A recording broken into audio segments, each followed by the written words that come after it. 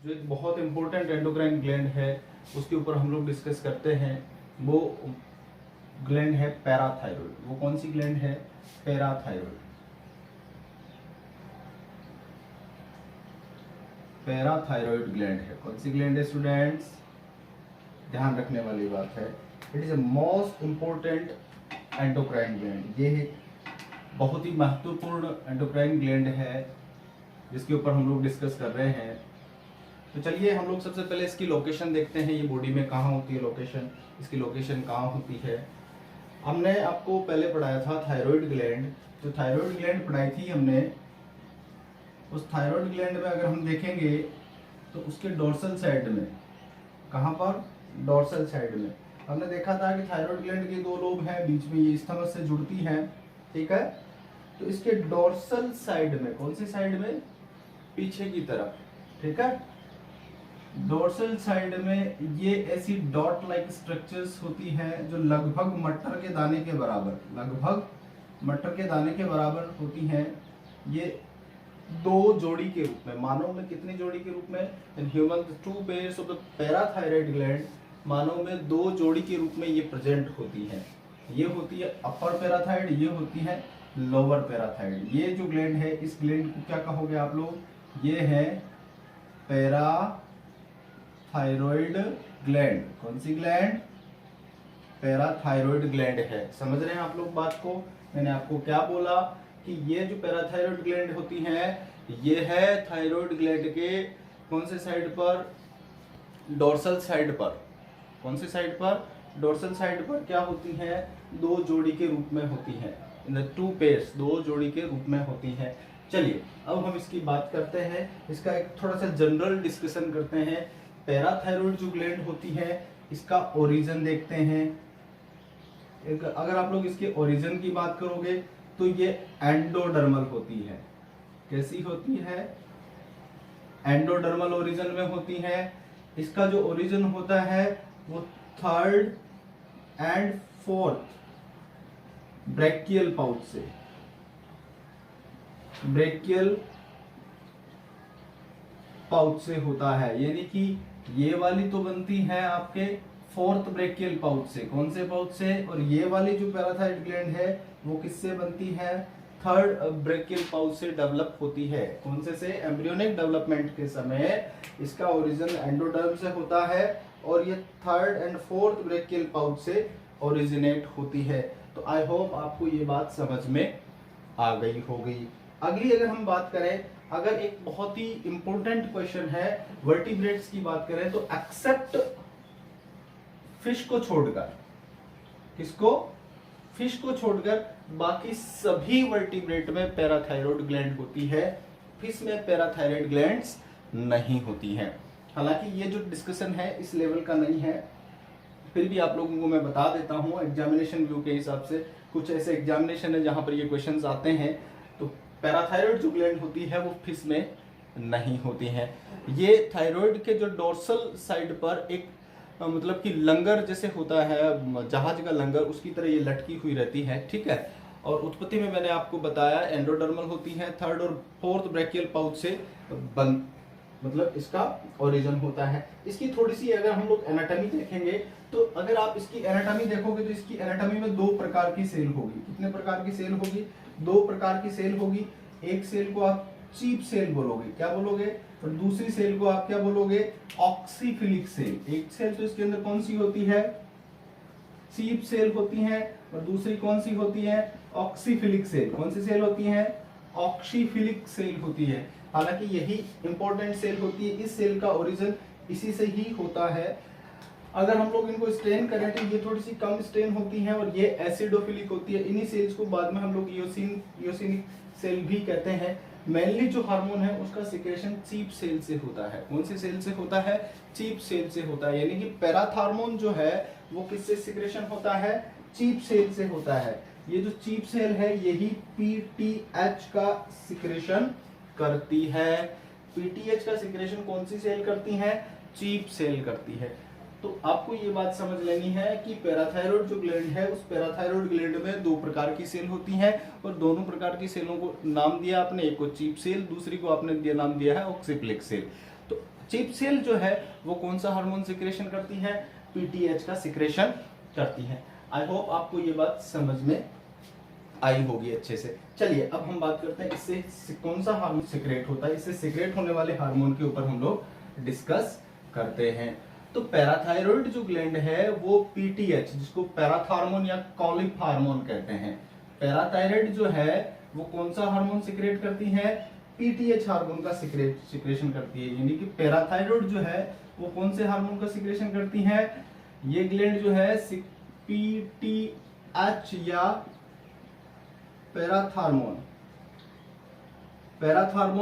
का सिक्रेशन करती है। पैराथार्मोन अपनी बॉडी के अंदर क्या करता है, कैल्शियम के लेवल को मेंटेन करता है या रेगुलेट करने का काम करता है। ये हार्मोन आपको पता है, जो मैं आपको थायराइड ग्लैंड पढ़ा रहा था तो वहां पर आपको बताया था कि जो पैराफोलिकुलर जो सेल है, जिन्हें आप सी सेल कहते हैं, वहां से एक हार्मोन सिक्रेट होता है जिसका नाम होता है कैल्सिटोनिन हार्मोन। ये हार्मोन का क्या, इस हार्मोन का क्या होता है, ये दोनों हार्मोन क्या करते, एक दूसरे के क्या होते हैं, एंटागोनिस्ट होते हैं। क्या होते हैं, एंटागोनिस्ट हार्मोन है। यानी कि पीटीएच और कैल्सिटोनिन जो हार्मोन है वो दोनों के क्या है, एंटागोनिस्ट है। एंटागोनिस्ट का मतलब क्या हो गया, एक हार्मोन जो काम करेगा तो उसके विपरीत दूसरा यानी अपोजिट में दूसरा हार्मोन काम करेगा। तो मैं आपको जनरल डिस्कशन बता देता हूं कि पैराथार्मोन का काम क्या होता है, ये ब्लड में, किसमें, ब्लड में कैल्शियम के लेवल को, किसको, कैल्शियम के लेवल को बढ़ाता है। और ये हार्मोन क्या करता है, ब्लड में कैल्शियम के लेवल को क्या करता है, कम करने का काम करता है ना। It is the increase of the calcium level in the blood, but calcitonin hormone decrease the calcium level in the blood. So that's why the both hormone are antagonist to each other. दोनों के दोनों hormone क्या है, एक दूसरे का antagonist है। आपको ये बात समझ में आ गई होगी। मैं क्या कहना चाह रहा हूँ, ये कहना चाह रहा हूँ कि पैराथार्मोन जो होता है, जिसको हम लोग क्या कहते हैं, कॉलिप हार्मोन भी कहते हैं। इसका रीजन ये है कि कॉलिप ने इसको सबसे पहले मतलब कि प्राप्त किया था या उसको आइडेंटिफाई किया था, इसलिए इसको पैराथार्मोन को कॉलिप हार्मोन भी कहते हैं। इसका दूसरा नाम क्या है, कॉलिप हार्मोन। कौन सा हार्मोन है ये, इसको आप लोग क्या कहते हैं, कॉलिप हार्मोन भी कहते हैं। इसको कॉलिप ने सबसे पहले ऑब्टेन किया था। So that's why now we are discuss on the function, main function of the parathormone. Parathormone is regulate the calcium level in the blood by increasing, ठीक है, इंक्रीज करके यानी बढ़ाकर कैल्शियम के लेवल को ये क्या करता है, रेगुलेट करता है। In opposite the calcitonin hormone is regulate the calcium level in the blood by decreasing, यानी घटाकर क्या करेगा, ब्लड में कैल्शियम के लेवल को कम करेगा।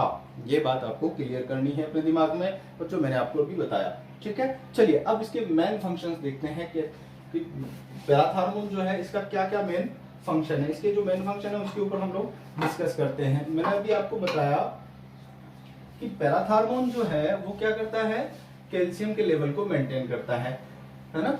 अभी थोड़ी देर पहले आपको बताया है। इसके ऊपर अगर हम लोग थोड़ी सी डीपली स्ट्रक्चर डिस्कशन करेंगे तब हमको पता चलेगा कि ये कैसे कैल्शियम के लेवल का रेगुलेशन करता है। तो पैराथार्मोन की अगर बात करते हैं तो फंक्शन की अगर हम बात करें, फंक्शन ऑफ पीटीएच की अगर अपन बात करते हैं तो ये क्या करता है, कैल्शियम लेवल क्या करता है, रेगुलेट करता है। क्या करता है, कैल्शियम का जो लेवल है उसको रेगुलेट करने का काम कराता है। कैल्शियम का जो लेवल है उसको क्या करता है, रेगुलेट करता है। हमको पता है कि calcium is a very important mineral for us. हमारे लिए कैल्शियम जो है बहुत ही इंपॉर्टेंट मिनरल है। कैसे, मैं आपको थोड़ा सा समझाता हूं। हमको पता है कि कैल्शियम जो है सेकेंडरी मैसेंजर भी है। कैल्शियम क्या है, सेल में सेकेंडरी मैसेंजर का भी काम करता है। कैल्शियम क्या करता है, जो न्यूरॉन होते हैं, है ना, न्यूरॉन से वहां पर क्या करता है, वो जो जहां पर सिनेप्सिस का फॉर्मेशन होता है तो वहां पर वो साइनेप्टिकल वेसिकल को लाने का भी काम करता है। हम लोग पढ़ेंगे जब इसको नर्वस सिस्टम पढ़ेंगे तब पता करेंगे कि कैसे मतलब कि न्यूरोट्रांसमीटर का सिक्रेशन होता है साइनेप्टिक क्लिफ्ट के अंदर। तो वहां पर क्या करता है, साइनेप्टिकल जो वेसिकल होता है उसको भी लेकर आने का काम कौन करता है, आपका कैल्शियम ही करता है। इसके अलावा ये आपकी बोन्स को भी क्या करता है, मजबूत करने का काम करता है। तो very important minerals in our body. अगर हम लोग इसकी थोड़ी सी मेटाबॉलिज्म देखते हैं, कैल्शियम का थोड़ा सा मेटाबॉलिज्म देखते हैं, तो हमको पता चलता है कि कैल्शियम का जो लेवल है, कैल्शियम का जो लेवल है बॉडी के अंदर 9 to 12 मिलीग्राम परसेंट होना चाहिए। 9 to 12 मिलीग्राम परसेंट का मतलब होता है कि 9 से 12 मिलीग्राम पर 100 ml में कैल्शियम का लेवल आपकी बॉडी में होना चाहिए। अगर इतना कैल्शियम का लेवल अपनी बॉडी में है तो सब कुछ, अपनी बॉडी की जो मेटाबॉलिज्म है वो प्रॉपर चलेगा। इसके कम होने और ज्यादा होने से, अगर ब्लड के अंदर कैल्शियम का लेवल क्या हो गया है, कम हो गया है, तब आप उसको क्या कहेंगे, हम लोग हाइपोकैल्सीमिया कहेंगे। तब उसको हम क्या कहेंगे, अगर ब्लड में कैल्शियम का लेवल कम हो गया है और ब्लड में कैल्शियम का लेवल बढ़ गया है, मान लीजिए अगर ब्लड में कैल्शियम का लेवल कम हो गया है, तब उसको हम क्या बोलेंगे, हाइपोकैल्सीमिया कहोगे। तब उसको हम क्या कहेंगे, हाइपोकैल्सीमिया कहेंगे। और मान लीजिए ब्लड में कैल्शियम का लेवल बढ़ गया है, तब उसके लिए क्या कहेंगे हम लोग, हाइपर कैल्सीमिया। तब उसके लिए हम क्या कहेंगे, हाइपर कैल्सीमिया। अगर हाइपोकैल्सीमिया हो गया, दैट मींस ब्लड के अंदर या जो ईसीएफ होता है उसके अंदर कैल्शियम का लेवल डिक्रीज हो रहा है, तब क्या प्रॉब्लम्स होगी, तब प्रॉब्लम होगी। कहने का मतलब हो गया कि ब्लड के अंदर 9 मिलीग्राम परसेंट से कम कैल्शियम है आपकी बॉडी में, ईसीएफ के अंदर क्या है, 9 मिलीग्राम परसेंट से कम कैल्शियम है, तब क्या प्रॉब्लम होगी, तब प्रॉब्लम ये होगी कि न्यूरोनल एक्साइटेबिलिटी बढ़ेगी। हमारे न्यूरॉन की जो है वो एक्साइटेबिलिटी बढ़ जाएगी, और न्यूरोनल एक्साइटेबिलिटी बढ़ेगी तो क्या होगा, अपने हाथों में और पैरों के अंदर ऐंठन आएगी, ठीक है, जिसको नॉर्मल हम लोग क्या कहते हैं, ऐंठन कहते हैं। इससे क्या होता है, कार्पोपिडल स्पाज्म आना शुरू हो जाएंगे। क्या होना शुरू हो जाएंगे, कार्पोपिडल स्पाज्म आना शुरू हो जाएंगे। अब इसकी वजह से क्या होगा, न्यूरोनल एक्साइटेबिलिटी बढ़ेगी, ठीक है, न्यूरोनल एक्साइटेबिलिटी बढ़ेगी। इससे क्या होगा, कार्पोपिडल स्पाज्म आएंगे, ऐंठन आएगी, क्या आएगी बॉडी के अंदर, कार्पोपिडल स्पाज्म आना शुरू हो जाएंगे, जिससे बॉडी में क्या होगी, मतलब हाथों और पैरों में ऐंठन आना प्रारंभ हो जाएगी। अगर हाइपर कैल्सीमिया हो गया है, अगर क्या हो गया है, हाइपर कैल्सीमिया, दैट मींस क्या हो गया कि अगर कैल्शियम का लेवल क्या हो गया है, मोर देन 12 मिलीग्राम परसेंट, किससे ज्यादा हो गया है, 12 मिलीग्राम परसेंट से कैल्शियम का लेवल क्या हो गया, 12 मिलीग्राम परसेंट से क्या हो गया है, ज्यादा हो गया है, तो क्या होगा, कार्डियक अरेस्ट हो सकता है। क्या हो सकता है, कार्डियक अरेस्ट हो सकता है। तो इससे हमको पता चलता है कि कैल्शियम का जो लेवल है वो कम भी खतरनाक है और ज्यादा भी खतरनाक है। तो हमको बहुत नैरो रेंज में कैल्शियम का लेवल मेंटेन करना है बॉडी में, हमको बहुत नैरो रेंज में इस कैल्शियम का लेवल मेंटेन करना है। इसकी कमी भी खतरनाक है और ज्यादा भी खतरनाक है, दोनों में डेथ हो सकती है, दोनों में क्या हो सकती है, डेथ हो सकती है। हमको पता है कि जनरली कैल्शियम का जो नेचुरल सोर्स है वो क्या है, या तो मिल्क है या मिल्क प्रोडक्ट है, या तो मिल्क है या मिल्क प्रोडक्ट है। तो कैल्शियम हमको कहां से मिलेगा, या तो मिल्क से मिलेगा या मिल्क प्रोडक्ट से मिलेगा, जो कहां पर रीअब्जॉर्ब होगा, या तो इंटेस्टिनल एपिथेलियम पर होगा, यानी आंतरिक उपकला पर होगा, या फिर कहां होगा, रिनल जो नेफ्रॉन होते हैं वहां पर जाकर इसका रीअब्जॉर्प्शन होगा। तो लेकिन हमको ये पता है कि जब हम फिजियोलॉजी पढ़ते हैं, डाइजेस्टिव फिजियोलॉजी पढ़ते हैं, तब हमको पता है कि वहां पर जो आयंस होते हैं, जैसे क्लोरीन हो गया, सोडियम हो गया, या बाइकार्बोनेट आयन हो गया, ये सारे के सारे मोनोवेलेंट आयन होते हैं। सारे के सारे क्या होते हैं, मोनोवेलेंट, एकल संयोजकता वाले आयन होते हैं। अगर आप लोग इनकी बात करेंगे, हाइपरकैल्सीमिया और हाइपोकैल्सीमिया के अंदर हम देखेंगे कि कैल्शियम का लेवल या तो घट रहा है या बढ़ रहा है, तो हमको क्या करना है, मेंटेन करना है। और हमको अगर कैल्शियम का लेवल मेंटेन करना है या कैल्शियम हमको कहीं से लेना है, तो वो कहां से लेंगे हम, या तो मिल्क से लेंगे या मिल्क प्रोडक्ट से लेंगे, ठीक है। अब हमको मिल्क हमने खा लिया, मिल्क हमने पी लिया, ठीक है, उसको डाइजेस्ट कर लिया, तो अब वो एब्जॉर्ब कहाँ होगा कैल्शियम, वो इंटेस्टिन में होगा। कहाँ पर, इंटेस्टिनल एपिथेलियम के द्वारा होगा। तो इंटेस्टिनल एपिथेलियम के अंदर अगर हम देखते हैं, वहां हम लोग फिजियोलॉजी को देखते हैं कैल्शियम की, तो कैल्शियम एक कैसा है, डाइवेलेंट आयन है। कैसा आयन है, डाइवेलेंट आयन है। बाकी जैसे नॉर्मली जो होते हैं वो क्या होते हैं, मोनोवेलेंट होते हैं। तो हम बात कर रहे थे विटामिन डी की, जैसे कि कैल्शियम जैसे डाइवेलेंट आयन जो होते हैं उनके अवशोषण के लिए विटामिन डी की आवश्यकता होती है। कहने का मतलब ये है कि अगर विटामिन डी नहीं होगा हमारे शरीर में तो कैल्शियम यानी डाइवेलेंट जो आयन होते हैं उनका अवशोषण नहीं होता है। तो अब हम बात करते हैं कि विटामिन डी का हमारी बॉडी में संश्लेषण कैसे होता है। विटामिन डी जनरली सनलाइट में मतलब कि वो सिंथेसिस होता है हमारी स्किन के अंदर, ठीक है।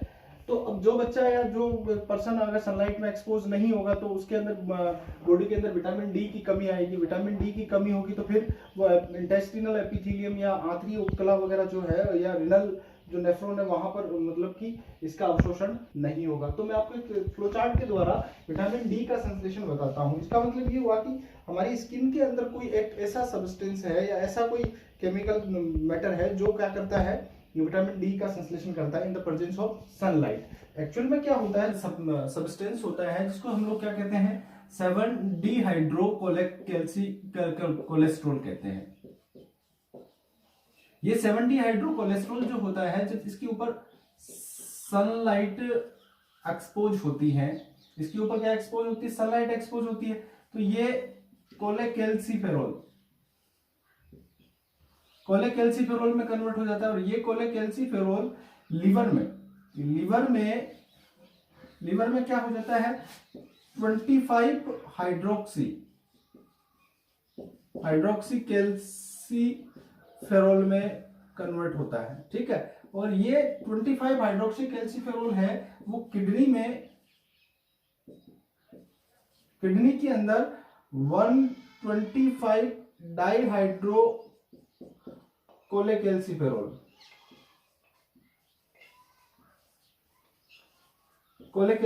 में कन्वर्ट हो जाता है, जिसको हम लोग विटामिन डी कहते हैं। ये क्या होता है, इनएक्टिव विटामिन डी होता है। यानी 25 हाइड्रोक्सी कैल्सिफेरॉल जो होता है वो इनएक्टिव विटामिन डी होता है और ये क्या होता है, एक्टिव विटामिन डी होता है। तो हमारी बॉडी के अंदर मतलब जो विटामिन डी का जो सिंथेसिस है वो इस प्रकार से होता है। उसके बाद में ये विटामिन डी जाकर एक्ट करता है इंटेस्टिनल एपिथेलियम पर, किसके ऊपर, एपिथेलियम पर। और इंटेस्टिनियन एपिथेलियम को फैसिलिटेट करता है कैल्शियम आयन के ऑब्जॉर्प्शन के लिए। इससे क्या होता है कि कैल्शियम आयन जो है उसका ब्लड में लेवल बढ़ जाता है, ब्लड में इसका लेवल क्या हो जाता है, बढ़ जाता है। फिर इसके बाद में इस कैल्शियम आयन को आप चाहे बोन में डिपॉजिट करिए चाहे टीथ में जाकर डिपॉजिट करिए। तो अब हमको ये देखना है कि हम पढ़ क्या रहे हैं, हम पढ़ ही रहे हैं कि पैराथार्मोन हार्मोन के फंक्शन, पैराथार्मोन के जो फंक्शन। तो पैराथार्मोन क्या करता है, ये वाला जो काम है यानी कि 25 हाइड्रोक्सी कैल्सिफेरॉल को 1 to 25 यानी डायहाइड्रोक्सी कैल्सिफेरॉल के अंदर कन्वर्ट करने का काम करता है। कौन करता है, पीटीएच हार्मोन। तो एक फंक्शन तो ये हो गया, यानी कि ये इनएक्टिव जो विटामिन डी3 है उसको एक्टिव विटामिन डी3 यानी विटामिन डी में कन्वर्ट करने का काम करता है। तो ये एक फंक्शन तो हमको ये समझ लेना है। तो इससे हमको ये पता चलता है कि विटामिन डी3 जो है वो डायरेक्टली बोन को जाकर मजबूत नहीं करता, ये क्या काम करता है, मतलब कैल्शियम के एब्जॉर्प्शन को फैसिलिटेट करवाता है इन इंटेस्टाइन में और रेनल नेफ्रॉन के अंदर। तो ये चीज हमें अच्छे से समझ में आ गई होगी। अब हम देखते हैं कि विटामिन डी3 जब एब्जॉर्प्शन होगा, विटामिन डी3 का सिंथेसिस होगा तो कैल्शियम आयन का क्या होगा, एब्जॉर्प्शन होगा। तो मेन फंक्शन ये क्या करता है, इंटेस्टिनल एपिथेलियम पर। इसके अलावा ये कहाँ करता है, आपके नेफ्रॉन पर भी काम करता है। किसके ऊपर, नेफ्रॉन पर भी काम करता है, जिसके अंदर मेनली डीसीटी एंड सीटी पर ये क्या करता है, कैल्शियम आयन के एब्जॉर्प्शन को बढ़ाता है। पीसीटी पर कैल्शियम आयन के एब्जॉर्प्शन के लिए विटामिन डी की आवश्यकता नहीं होती, वहां पे वो जनरली कैल्शियम आयन का एब्जॉर्प्शन हो सकता है। बट ये डीसीटी और सीटी पर क्या करता है, कैल्शियम आयन को रीएब्जॉर्प्शन को फैसिलिटेट करवाता है, यानी कि उसके पुनरावशोषण को क्या करता है, बढ़ाता है। दूरस्थ कुंडलित नलिका और कुंडलित जो संग्राहक नलिका है उसके अंदर विटामिन डी3 कैल्शियम आयन के संश्लेषण को बढ़ाता है। तो हमें एक फंक्शन तो पैराथार्मोन का ये समझ में आ गया कि ये 25 जो हाइड्रोक्सी कैल्सिफेरॉल है उसको 1 और 25 डाइहाइड्रोक्सी कैल्सिफेरॉल में, कोलेकैल्सिफेरॉल में चेंज कराने का काम करता है। दूसरा इसका काम देखिए, मान लीजिए ये बोन है, बोन के अंदर मतलब कैल्शियम डिपॉजिटिंग सेल और कैल्शियम को वापस बाहर निकालने वाली सेल, यानी बोन को मतलब कि मजबूत बनाने वाली सेल, ये बोन बनाने वाली सेल और उसका विघटन करने वाली सेल अलग अलग होती है। तो इसके अंदर ये दूसरी सेल जो इसके अंदर इसको कैल्शियम को बाहर निकालने वाली सेल होती है, उसको हम क्या कहते हैं, ऑस्टियोक्लास्ट, ऑस्टियोक्लास्ट सेल कहते हैं। ये ऑस्टियोक्लास्ट सेल जो होती है इसका क्या करती है, बोन का विघटन करती है। ये जो बोन है इस बोन का क्या करती है, विघटन करती है। तो पीटीएच क्या करता है, इस ऑस्टियोक्लास्ट जो सेल होती है इस सेल की एक्टिविटी को बढ़ा देता है। ये पीटीएच हार्मोन क्या करता है, इस ऑस्टियोक्लास्ट सेल की एक्टिविटी को बढ़ा देता है। तो ऑस्टियोक्लास्टिंग जो एक्टिविटी है वो क्या कर देता है, बढ़ा देता है। जब ऑस्टियोक्लास्ट सेल की एक्टिविटी बढ़ेगी तो कैल्शियम कहाँ आएगा, ब्लड में आएगा। तो कैल्शियम क्या है, कहाँ आएगा, ब्लड में आएगा। तो पीटीएच हार्मोन के दो फंक्शन हमें यहाँ क्लियर हो गए। एक तो क्या करता है 25 को 1:25 के अंदर डाइहाइड्रोक्सीकोलेकैल्सिफेरॉल में कन्वर्ट करता है। दूसरा इसका काम क्या था कि ये जो ऑस्टियोक्लास्ट सेल थी इस ऑस्टियोक्लास्ट सेल की जो है एक्टिविटी को इसने क्या कर दिया, बढ़ा दिया, जिससे कैल्शियम कहाँ आ गया, ब्लड में आ गया। कैल्शियम कहाँ आ गया, ब्लड में आ गया। ब्लड में कैल्शियम का लेवल क्या हो गया, बढ़ गया। ब्लड के अंदर कैल्शियम का लेवल क्या हो गया, बढ़ गया। तो हमें ये चीज क्लियर होगी कि पीटीएच हार्मोन का जो है फंक्शन क्या है। पीटीएच हार्मोन का जो फंक्शन है वो क्या है, पीटीएच हार्मोन क्या करता है, कैल्शियम का लेवल ब्लड में बढ़ाने का काम करता है। और वो कैसे करता है, वो विटामिन D3 का सिंथेसिस करवाता है। क्या करवाता है, यानी कि विटामिन D3, जिसे आप लोग किडनी हार्मोन भी कहते हैं। विटामिन D3 को हम क्या कहते हैं, किडनी हार्मोन या कैल्सिट्रायोल भी कहते हैं। विटामिन जो D3 है, विटामिन जो D3 उसको हम लोग क्या कहते हैं, किडनी हार्मोन एंड कैल्सिट्रायोल भी कहते हैं। विटामिन D3 का नाम है किडनी हार्मोन, क्योंकि ये किडनी के अंदर फंक्शन करता है। मल्ली जाकर कहां पर, डीसीटी और सिटी के ऊपर फंक्शन करता है किडनी हार्मोन एंड देन कैल्सिट्रायोल भी इसको कहा जाता है। तो इसका सिंथेसिस करवाता है, इसको यानी कि एक्टिव फॉर्म में कन्वर्ट करने का काम करता है पीटीएच। दूसरा क्या काम करता है कि ऑस्टियोक्लास्ट सेल जो होती है उसकी एक्टिविटी को क्या कर देता है, ये बढ़ा देता है। तो कैल्शियम जो है, पीटीएच जो होता है, पीटीएच जो हार्मोन है वो क्या करता है, कैल्शियम जो आयन है, कैल्शियम आयन की जो लेवल है बढ़ाता है। किसके थ्रू, किसके थ्रू, विटामिन डी के थ्रू। किसके थ्रू, विटामिन डी के थ्रू क्या करेगा, ब्लड में कैल्शियम का आयन क्या करवाएगा, बढ़ाएगा। तो विटामिन डी क्या करेगा, एक तो कैल्शियम को इंटेस्टाइन जो एपिथेलियम है, एपिथेलियम में क्या करेगा, एब्जॉर्ब करवाएगा। और ब्लड के अंदर लेवल इसका क्या कर देगा, बढ़ा देगा। दूसरा इसका जो फंक्शन होगा वो क्या होगा, नेफ्रॉन पर। किसके होगा, पूरा होगा नेफ्रॉन पे फंक्शन होगा। तो नेफ्रॉन में ये जो पीसीटी पर तो इसका कोई स्पेसिफिक रोल नहीं होता। पीसीटी पर तो डायरेक्ट क्या करती है, कैल्शियम का एब्जॉर्प्शन कर लेती है। लेकिन मेन इसका जो फंक्शन होता है वो डीसीटी एंड सीटी पर होता है। किसके ऊपर होता है, डीसीटी और सीटी पर, जहां पर ये क्या करता है, कैल्शियम के लेवल को रीएब्जॉर्ब कर, कैल्शियम को क्या करता है, रीएब्जॉर्ब करवाता है और कहां डालता है, ब्लड के अंदर डालता है। तो ब्लड के अंदर ये कैल्शियम का लेवल को क्या करता है, रेगुलेट करने का काम करता है। तो हमको ये समझ में आ गया कि पीटीएच हार्मोन जो है वो कैसे बॉडी के अंदर कैल्शियम के लेवल को रेगुलेट करता है। आगे बात समझ में। तो अब हम देखते हैं इसकी मतलब एब्नॉर्मलिटीज क्या क्या हो सकती हैं। कैल्शियम जो है, सॉरी, पैराथार्मोन की क्या क्या एब्नॉर्मलिटीज हो सकती है। पैराथार्मोन की दो एब्नॉर्मलिटीज हो सकती हैं। एक तो जो पीटीएच होता है, पीटीएच के या तो सिक्रेशन ज्यादा हो जाए या सिक्रेशन क्या हो जाए, कम हो जाए। अगर कम सिक्रेशन हो जाएगा तब तो उसको आप क्या बोलोगे, हाइपोसिक्रेशन। तब उसके हम क्या बोलेंगे, हाइपोसिक्रेशन। और ज्यादा होगा तब हम उसको क्या बोलेंगे, हाइपर सिक्रेशन। अगर हाइपोसिक्रेशन होगा इसका मतलब क्या होगा कि ब्लड में कैल्शियम का लेवल कम हो जाएगा। ब्लड में क्या हो जाएगा, इसकी हाइपोसिक्रेशन के कारण क्या होगा कि ब्लड के अंदर जो है कैल्शियम का लेवल कम हो गया। सीधी सीधी बात है, ब्लड के अंदर कैल्शियम का लेवल कम हो जाएगा तो फिर वो कार्पोपेडल स्पाज्म आएंगे, जिसको हम लोग टिटनी कहते हैं। क्या कहते हैं, टिटनी कहते हैं। ये एक नॉर्मल सी कंडीशन है जिसके अंदर क्या होता है, टिटनी ऐठन आने शुरू हो जाती है। कई बार क्या होता है कि डायफ्राम जो होता है उसकी रेडियल मसल्स के अंदर अगर ऐठन आना शुरू हो जाती है तो एस्फेक्सिया हो जाता है, सांस रुक जाता है और व्यक्ति की डेथ भी हो जाती है। तो इसमें हम लोग ज्यादा डिस्कस नहीं करेंगे, बाद में जब आएगा तब इसके ऊपर डिस्कस करेंगे। मतलब पैराथायरॉइड का हार्मोन आ जाता है या ज्यादा मात्रा में इसका सिक्रेशन हो जाता है, तब इससे क्या प्रॉब्लम होती है, तब क्या होता है कि कैल्शियम का लेवल ब्लड में बढ़ेगा, कैल्शियम का लेवल ब्लड के अंदर बढ़ेगा। तो जब हाइपर सिक्रेशन होगा तो कैल्शियम का लेवल इस ब्लड के अंदर बढ़ेगा। एक तो मैंने आपको बताया था कि कार्डियक अरेस्ट हो जाएगा, एक तो इसका मैंने बताया था कि कार्डियक अरेस्ट हो सकता है। दूसरा इसका रीजन, इससे क्या होगा कि जो बोन होगी, अगर हाइपर सिक्रेशन होगा ब्लड के अंदर, इसका कैल्शियम का लेवल बढ़ेगा तो बोन होगी, तो बोन के अंदर जो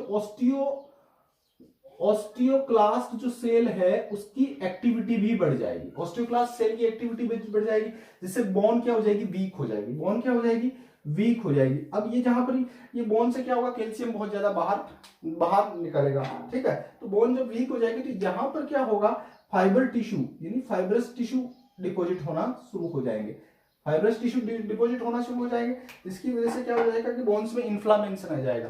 क्या हो जाएगा, इन्फ्लामेशन होगा, और इन्फ्लामेशन होने की वजह से क्या हो जाएगा, ये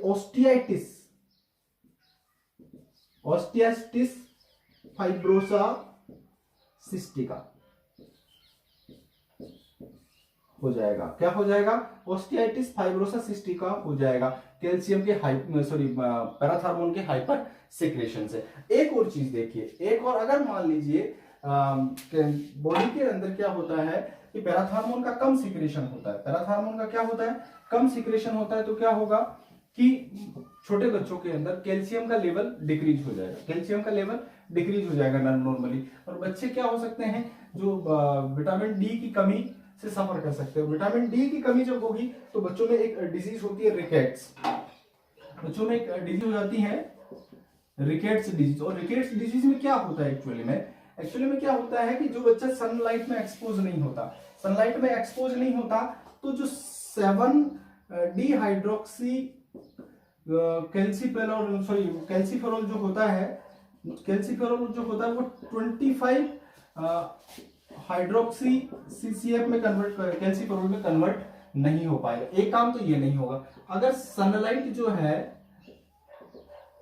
सनलाइट में एक्सपोज नहीं हो रहा बच्चा, मान लीजिए सनलाइट में नहीं जा रहा, बाहर धूप में खेलने नहीं जा रहा है, या बाहर धूप में नहीं निकल रहा बच्चा, तो जो 7 हाइड्रोक्सी जो कोलेकैल्सीफेरॉल है वो 25 हाइड्रोक्सी कोलेकैल्सीफेरॉल में कन्वर्ट नहीं होगा। जब 25 हाइड्रोक्सी कोलेकैल्सीफेरॉल में कन्वर्ट नहीं होगा तो विटामिन डी है वो उसका सिंथेसिस भी नहीं होगा, विटामिन डी का सिंथेसिस नहीं होगा। अब विटामिन डी का सिंथेसिस नहीं होगा तब क्या होगा, इस पोजीशन के अंदर विटामिन डी का सिंथेसिस नहीं होगा तो ब्लड के अंदर कैल्शियम का लेवल डाउन होगा। लेकिन पीटीएच अगर मान लीजिए आ रहा है पैराथायरॉइड ग्लैंड से, अगर पीटीएच आ रहा है तो ये पीटीएच क्या करेगा, पीटीएच किसके ऊपर एक्ट करेगा, इसके ऊपर एक्ट करेगा 25 हाइड्रोक्सी कोलेकैल्सीफेरॉल पर, और इसको किसमें कन्वर्ट करेगा, डाईहाइड्रोक्सी कोलेकैल्सीफेरॉल में। लेकिन समस्या क्या है कि उसके अंदर ये जो 7 हाइड्रोक्सी कैल्सीफेरॉल है वो 25 हाइड्रोक्सी कोलेकैल्सीफेरॉल में कन्वर्ट ही नहीं हो रहा,